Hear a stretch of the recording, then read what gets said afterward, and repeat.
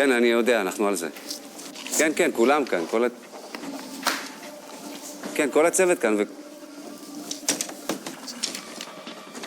אני מבין, אבל... בסדר, אם תיתן לי להסב... טוב, כן, שמעתי, כן. סליחה, אבל כל שנייה חשובה כאן. אתה רוצה להבין מה הולך פה? בוא תראה מה יכול לקרות כשמעלים תוכן מסווג לרשתות החברתיות. דור, איפה דורון? תוס תקרא לדורון, בבקשה. ארז, מה קרה? שנייה, רגע.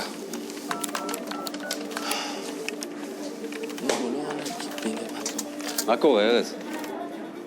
מה קורה, דור? בוא תראה משהו. תראה, זה וזה. תגיד לי, מה נראה לך? שיש לי זמן לראות סטורים של אנשים שאני לא מכיר? אנחנו במלחמה, ארז, תתאפס. דורון, אתה סומך עליי? טוב, נדבר. יאללה, תמשיך לראות ותגיד לי, אתה מבין מה קורה פה.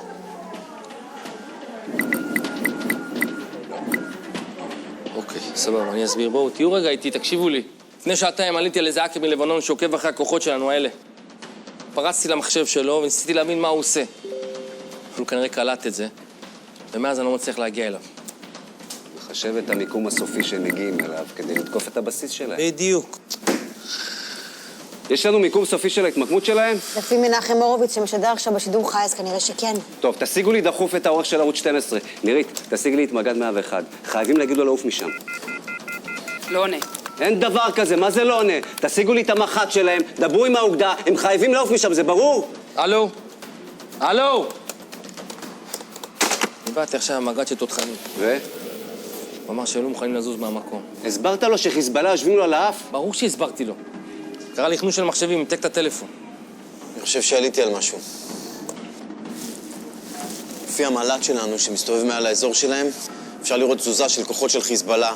הם נמצאים על המטרות, הם לא היו שם לפני שעתיים. כמה זמן יש לנו?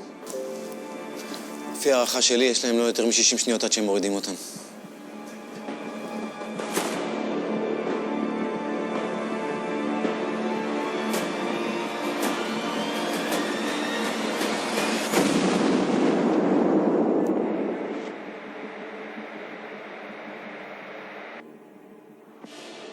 אתה מבין?